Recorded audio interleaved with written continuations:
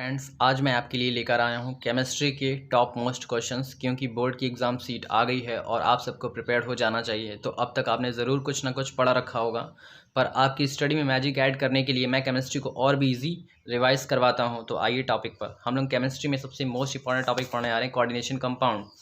ठीक है, तो सबसे पहले देखेंगे ये CMlX है क्या।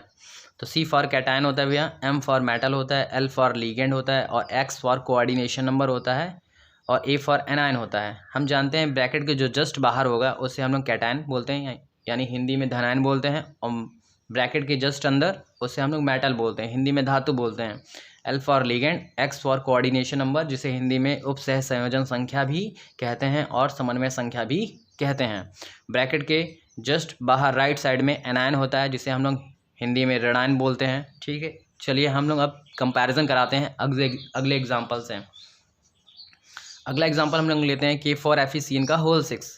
ब्रैकेट के जो जस्ट बाहर होता है भैया वो कैटायन होता है, जिसे हिंदी में हम लोग धनायन बोलते हैं, और ब्रैकेट के जस्ट अंदर जो होता है वो मेटल होता है, जिसे हिंदी में धातु बोलते हैं। और मेटल से जितने भी परमाणु जुड़े होते हैं या आयंस जुड़े होते हैं उन्हें हम लीगेंड कहते हैं। और जो नंबर्स के रूप में दे रखा है वो कोऑर्डिनेशन नंबर होता है, जिसे हिंदी में हम लोग समन्वय संख्या भी कहते हैं। नेक्स्ट एग्जांपल लेते हैं भैया हम लोग बी एग्जांपल में क्या है, CuNH3 का होल 6 और बाहर Cl2 है।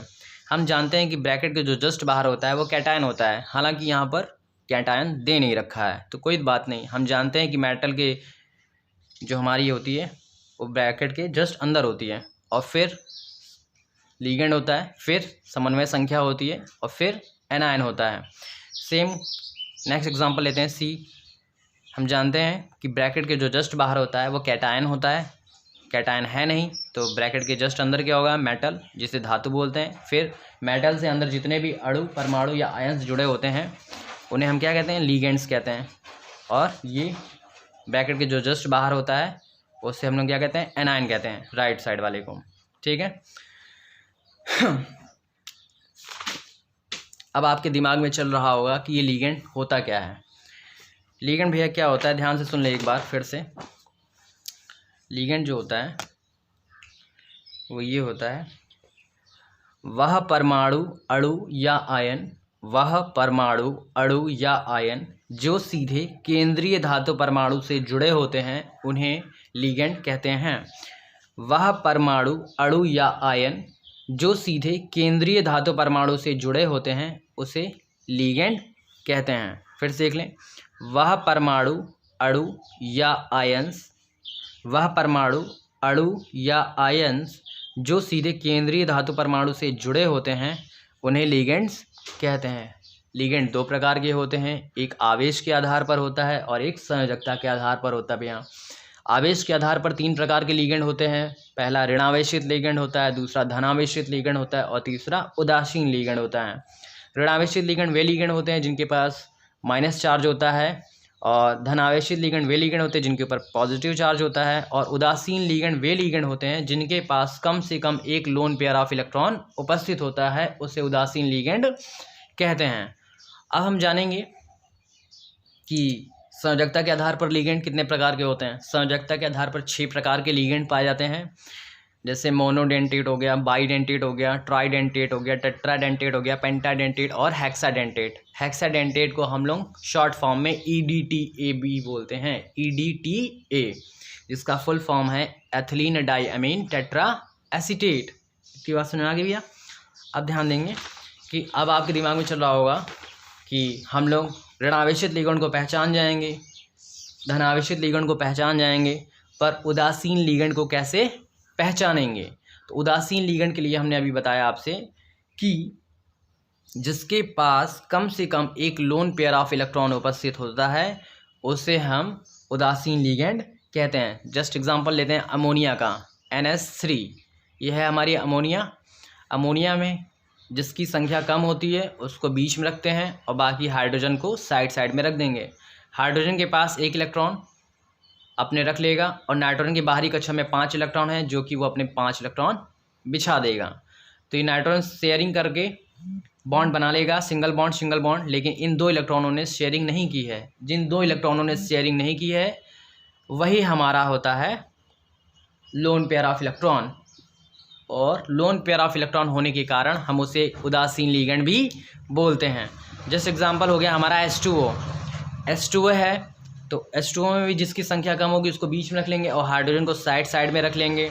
और जानते हैं हम कि हाइड्रोजन भी अपने बाहरी कक्षा में 1 इलेक्ट्रॉन रखता है तो 1 1 रख लेगा, और ऑक्सीजन अपने बाहरी कक्षा में 6 इलेक्ट्रॉन रखता है भैया तो 6 रख लेगा। ऑक्सीजन हाइड्रोजन के साथ शेयरिंग करके बॉन्ड बना लेगा, और ऑक्सीजन के जो 2 ऊपर इलेक्ट्रॉन है और 2 नीचे इलेक्ट्रॉन है, इन 2 इलेक्ट्रॉनों ने साझा नहीं किया है, शेयरिंग नहीं किया है। यह हमारे पास 2 लोन पेयर ऑफ इलेक्ट्रॉन उपस्थित है। यानी हम समझ चुके हैं कि जिसके पास कम से कम 1 लोन पेयर ऑफ इलेक्ट्रॉन होता है उसे हम उदासीन लिगेंड कहते हैं। अब हम पढ़ेंगे कुछ इम्पॉर्टेंट टर्म्स, जैसे कि पूछा जाता है कि कोऑर्डिनेशन केमिस्ट्री में पूछा जाता है कि IUPAC बताइए, कॉम्प्लेक्स कंपाउंड की IUPAC कैसे बताएंगे, या कॉम्प्लेक्स आयन की IUPAC कैसे बताएंगे। तो उन IUPAC को बताने के लिए हमें कुछ लिगेंड्स की आवश्यकता होगी, और लिगेंड के कुछ IUPAC नाम हैं। जैसे क्लोरो है, Cl पे 1 है, क्लोराइड आयन है तो इसका IUPAC नाम क्लोरो है। ब्रोमाइड आयन है तो ब्रोमो हो जाएगा। आयोडाइड आयन है तो आइडो हो जाएगा। फ्लोरो हो जाएगा, सल्फाइडो हो जाएगा। N पे ट्रिपल- तो नाइट्राइडो। CO3 पे डबल- तो कार्बोनेटो। C2O4 पे डबल- ऑक्जिलेटो। SO4 पे डबल- तो सल्फेटो। NO3 पे 1- तो नाइट्रेटो। SO3 पे डबल- तो सल्फीटो। एसीटेट पे 1- तो एसीटीटो। साइनाइड पे 1- तो साइनो। NO2 पे 1- तो नाइट्राइटो। H2O पे कोई माइनस+ नहीं होता है क्योंकि ये एक उदासीन लिगेंड होता है। तो H2O को हम लोग IUPAC में नाम बोलते हैं एक्वा। CO होता है carbonyl. SO2 sulphonyl, ammonia amine, और CS थायोकार्बोनिल होता है। OH हमारा हाइड्रोक्सो होता है भैया, और NO जो होता है नाइट्रोसिल होता है। NO2 जो होता है वो नाइट्राइल होता है, और NO पर 1+ जो होता है वो नाइट्रोसोलियम होता है, और NH4 पर 1+ जो होता है वो अमोनियम होता है। NH2 NH3 पे 1+ होता है तो वो हाइड्राजेनियम होता है। NO2 पे 1+ होगा तो वो नाइट्रोनियम हो जाएगा, और EN जो होता है वो एथिलीन डाइअमीन होता है, एथिलीन डाइअमीन होता है। और TN जो होता है वो भैया एथिलीन ट्राइअमीन होता है। कुछ इंपॉर्टेंट नोट्स हैं हमारे पास, जैसे कि अगर कोऑर्डिनेशन नंबर 2 के रूप में आती है तो उसे हम लोग डाई बोलेंगे, 3 होगा तो ट्राई बोलेंगे, 4 होगा तो टेट्रा बोलेंगे, 5 होगा तो पेंटा बोलेंगे, और 6 होगा तो हेक्सा बोलेंगे।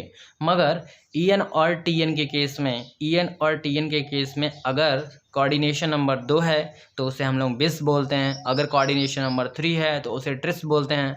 यदि कोऑर्डिनेशन नंबर 4 है तो उसे टेट्राकिस बोलते हैं। यदि कोऑर्डिनेशन नंबर 5 है तो पेंटाकिस बोलते हैं। अब हम लोग आगे बढ़ेंगे। रूल्स ऑफ IUPAC के कुछ नियम हैं। IUPAC करने के लिए हमें उसने नियम बताएं। वो नियम ये हैं कि सबसे पहले अगर IUPAC आपको जाननी है तो सबसे पहले नाम किसका मालूम होना चाहिए, धन आयन का, फिर समन्वय संख्या का, फिर लिगेंड का, फिर मेटल का, और मेटल के जो जस्ट बाहर होता है मेटल के बगल में आप ऑक्सीडेशन नंबर लिखेंगे, और फिर उसके बाद एनायन लिखेंगे। जैसे हमने एग्जांपल लिया K4FeCN का होल 6 है, तो हम जानते हैं कि जो ब्रैकेट के जो जस्ट बाहर होता है उसे कैटायन बोलते हैं, हिंदी में धनायन बोलते हैं, और ये मेटल होता है, और ये लिगेंड होता है, और ये नंबर्स के रूप में होता है, ये समन्वय संख्या, इसे शॉर्ट फॉर्म में CN भी कहते हैं। उम्मीद करते हैं कि आपको समझ में आ रहा होगा। सबसे पहले IUPAC में नाम किसका बोला जाएगा, धनायन का नाम बोला जाएगा, तो यानी कैटायन का नाम बोला जाएगा। तो कैटायन का जो भी कॉमन नेम है वो नाम हम ले लेंगे। हमें K4 K5 K6 से मतलब नहीं है, चाहे कितने भी नंबर्स हों उसके पास, हमें उसका कॉमन नेम ही लेना है। तो इसका नाम हो जाएगा पोटेशियम। फिर उसके बाद समन्वय संख्या का नाम, समन्वय संख्या कितनी है 6, तो हेक्सा। फिर उसके बाद लिगेंड का नाम साइनो, और फिर उसके बाद मेटल का नाम, मेटल हमारे पास हो जाएगा फेरेट, और ऑक्सीडेशन नंबर हमारी हो जाएगी 2। फेरेट क्यों हमने बोला, क्योंकि भैया अगर मेटल है, मेटल के जस्ट बाहर अगर हमारा कैटायन उपस्थित है, यदि मेटल के जस्ट बाहर कैटायन उपस्थित है, उन केसेस में हम लोग क्या करेंगे, जो भी हमारी मेटल्स होगी उस मेटल के नाम के आगे ATE जोड़ देंगे, और फिर उसके बाद मेटल के बाद उसकी ऑक्सीडेशन नंबर लिख देंगे, और फिर एनायन का नाम लिखते हैं। हालांकि यहाँ पर एनायन उपस्थित है नहीं तो नाम नहीं लेंगे, ऐसी कोई दिक्कत नहीं है। अब आपके दिमाग में चल रहा होगा कि ये ऑक्सीडेशन नंबर कैसे निकलेगी, तो हम बताते हैं आपको। जिसकी भी ऑक्सीडेशन नंबर निकालनी है, जिसकी भी नहीं, हमें मेटल की ऑक्सीडेशन नंबर निकालनी है, तो मेटल की ऑक्सीडेशन निकालने के लिए हम उसको लेट कर लेंगे। माना कि Fe की ON X है और जितने भी पोटेशियम है यहाँ पर 4/1, पोटेशियम की ऑक्सीडेशन नंबर 1 होती है और Fe की हमने लेट कर लिया X और कोऑर्डिनेशन नंबर हमारी 6 है, तो यानी Cn कितनी है 6 और Cn पे एक -1 होने के कारण इसकी ऑक्सीडेशन नंबर -1 हो जाएगी और इक्वल टू 0 के चलेगा। इसको सॉल्व करते ही x बराबर 2 आ जाएगा भैया, यही हमारी ऑक्सीडेशन नंबर आ जाएगी। और ऑक्सीडेशन नंबर हमेशा रोमन नंबर में ही लिखेंगे। अगर आपने ऐसा लिखा तो आपका आंसर बिल्कुल गलत हो जाएगा सही होते हुए भी। नेक्स्ट एग्जांपल लेते हैं NaAlOH का होल टेट्रा। ठीक है भैया, हमने बताया था जो ब्रैकेट के जस्ट बाहर होता है वो कैटायन होता है और ब्रैकेट के अंदर हमारा मेटल होता है और मेटल से अंदर जितने भी जुड़े होते हैं अणु परमाणु या आयन वो सारे के सारे लीगेंड होते हैं। ठीक है, और जो नंबर्स के रूप में होता है वो समन्वय संख्या होती है। इतनी बात समझ में आ चुकी होगी आप लोगों को। ठीक है, अब ध्यान देंगे भैया, हमें नाम किसका लेना है। सबसे पहले आईपीएससी में सबसे पहले जो नाम लेंगे हम लोग वो धनायन का नाम लेंगे या कैटायन का नाम लेंगे। तो सोडियम हो जाएगा, फिर उसके बाद हम नाम लेंगे समन्वय संख्या का। समन्वय संख्या कितनी है 4 को बोलेंगे टेट्रा। फिर उसके बाद नाम लेंगे हम लोग लीगेंड का, लीगेंड OH है तो OH का लीगेंड में नाम हाइड्रोक्सो होता है। फिर इसके बाद नाम लेंगे मेटल्स का, मेटल का नाम लेंगे एल्यूमिनियम या एल्यूमिनेट। अब आपके दिमाग में चल रहा होगा भैया अभी आपने बताया कि मेटल के जस्ट बाहर जो कैटायन अगर उपस्थित है तो मेटल के नाम के आगे हम लोग ATE जोड़ देते हैं और फिर उसकी ऑक्सीडेशन नंबर लिख देते हैं। तो हमने देखिए मेटल्स के नाम के आगे ATE जोड़ दिया क्योंकि मेटल के जो जस्ट बाहर कैटायन उपस्थित है। अगर मेटल के बाहर कैटायन उपस्थित होगा तो मेटल के नाम के आगे हम लोग ATE जोड़ देंगे अगर हमें ऑक्सीडेशन नंबर निकालनी है। ठीक है भैया, तो हम मेटल की ऑक्सीडेशन नंबर निकालेंगे। तो माना Al की ON X है, ठीक है, सोडियम की जानते हैं हम लोग 1 होती है, एल्युमिनियम की X लेट कर लिया प्लस का 4 OH हैं तो 4 को आगे कर लिया और OH की ऑक्सीडेशन नंबर -1 होती है बराबर 0। तो इसको सॉल्व करेंगे तो x की वैल्यू आ जाएगी 3, x की वैल्यू 3 आ जाएगी। तो ये हमारी ऑक्सीडेशन नंबर आई है। क्या है ऑक्सीडेशन नंबर। ऑक्सीडेशन नंबर हमेशा रोमन नंबर में लिखते हैं। ठीक है, नेक्स्ट एग्जांपल है हमारा CONH3 का होल 6 और बाहर Cl3। हम जानते हैं कि जो मेटल के जो जस्ट बाहर होता है वो कैटायन होता है। यहाँ पर दे नहीं रखा है, कोई बात नहीं, ब्रैकेट के जस्ट अंदर तुरंत मेटल होता है, मेटल है हमारे पास कोबाल्ट। फिर मेटल से अंदर जितने भी जुड़े होंगे वो सारे के सारे क्या होंगे लीगेंड होंगे। ठीक है, और ये हमारी नंबर्स के रूप में समन्वय संख्या होती है या कोऑर्डिनेशन नंबर बोलते हैं। और ब्रैकेट के जस्ट राइट साइड में हमारा क्या होता है एनायन उपस्थित होता है। तो नाम लेते हैं, सबसे पहले नाम हम लोग कैटायन का लेते हैं। तो कैटायन तो है नहीं, कोई बात नहीं, नहीं लेंगे उसका नाम। फिर उसके बाद हम लोग लेते हैं कोऑर्डिनेशन नंबर का। तो कोऑर्डिनेशन नंबर कितनी है 6 को बोलेंगे हेक्सा। फिर उसके बाद हम नाम लेंगे लीगेंड का, अमोनिया का लीगेंड में नाम एमीन होता है हेक्सा एमीन। फिर उसके बाद नाम लेंगे मेटल का तो कोबाल्ट बोलेंगे। फिर उसकी ऑक्सीडेशन नंबर 3 और फिर बाहर वाले एनायन का नाम ले लेंगे एनायन के रूप में, क्लोराइड हो जाएगा। इसमें कोबाल्टेट क्यों नहीं किया, कोबाल्ट ही क्यों रहने दिया भैया, इस वजह से क्यों नहीं किया कि हम जानते हैं कि मेटल के जस्ट बाहर अगर कैटायन उपस्थित है तभी हम जानते हैं कि मेटल के नाम के आगे ATE जोड़ेंगे। अगर नहीं है कैटायन तो हम लोग उसका सीधा साधारण नाम ले लेंगे। ठीक है, और उसकी ऑक्सीडेशन नंबर नोट कर देंगे। तो इसकी ऑक्सीडेशन नंबर निकालनी है तो X और प्लस 6 अमोनिया है तो 6 आगे कर लिया। अमोनिया एक उदासीन लीगेंड होता है और उदासीन लीगेंड होने के कारण इनकी जो ऑक्सीडेशन नंबर होती है वो 0 हो जाएगी। प्लस 3 Cl है तो 3 को आगे कर लिया और क्लोराइड पे एक माइनस होने के कारण इसकी ऑक्सीडेशन नंबर -1 हो जाएगी इक्वल टू 0। तो x बराबर 3 आ जाएगा। ठीक है भैया, समझ में आ गया होगा उम्मीद करते हैं। नेक्स्ट ये बोलता है जब लीगेंड एक से ज़्यादा हो, जब लीगेंड क्या हो एक से ज़्यादा हो तो उस केस में हम करेंगे यदि लीगेंड एक से ज़्यादा हो तो अल्फ़ाबेट का प्रयोग करते हैं। अल्फ़ाबेट में जो लेटर पहले आएगा उसका नाम लीगेंड के रूप में पहले लिया जाएगा। जैसे कि आप यहाँ पे देखें ये हमारी मेटल है, मेटल से अंदर कितने लीगेंड उपस्थित हैं, एक ये हो गया और एक ये हो गया, 2 लीगेंड उपस्थित हैं, एक से ज़्यादा हो गए ना। तो इस केस में हम जानते हैं कि हम लोग अल्फ़ाबेट का प्रयोग करेंगे। लीगेंड में जिसका नाम अल्फ़ाबेट में पहले आएगा उसका नाम पहले लिया जाएगा। ठीक है, ये अमोनिया है, इसका एमीन बोलते हैं लीगेंड में, और ये क्लोरीन है तो इसको हम लोग बोलेंगे क्लोरो। ठीक है, तो ए से पहले आएगा और सी बाद में आएगा। तो नाम लेंगे हम लोग सबसे पहले, कैटायन तो है नहीं तो हम लोग इसका नाम लेंगे कोऑर्डिनेशन नंबर का। तो कोऑर्डिनेशन नंबर हमें इसके लिए बोलनी पड़ेगी क्योंकि इसका नाम पहले आएगा। तो 4 है तो क्या बोलेंगे टेट्रा एमीन। अब इसका नाम लेंगे, कितने क्लोरो हैं तो 2, तो डाई क्लोरो। फिर मेटल का नाम लेंगे कोबाल्ट, फिर ऑक्सीडेशन नंबर 3। ठीक है भैया।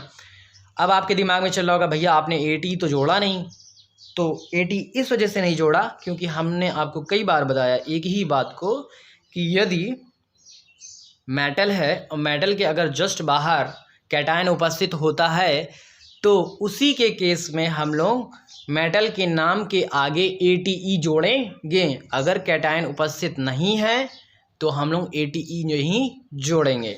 ठीक, ATE नहीं जोड़ेंगे। ठीक है। ऑक्सीडेशन नंबर हमेशा हम लोग मेटल की ही निकालेंगे, जिसकी निकालना होता है उसको हम लोग लेट कर लेते हैं। फिर X प्लस 2 क्लोरीन है तो 2 आगे कर लिया, चूँकि हम जानते हैं क्लोराइड पे 1 माइनस होता है तो 1 लिख लिया, प्लस 4 अमोनिया तो 4 को आगे कर लिया। और हम जानते हैं अमोनिया क्या है, एक उदासीन लिगेंड होता है तो इसकी ऑक्सीडेशन नंबर 0 होती है। और अब यहाँ पे देखिए इस कॉम्प्लेक्स आयन पे पॉजिटिव चार्ज है। अभी तक हम लोग क्या कर रहे थे, ऑक्सीडेशन नंबर निकालते समय सबका सम करके हम लोग 0 के बराबर कर देते थे, मगर यहाँ पे अब ऐसा नहीं करेंगे क्योंकि इसके ऊपर एक पॉजिटिव चार्ज आ गया है।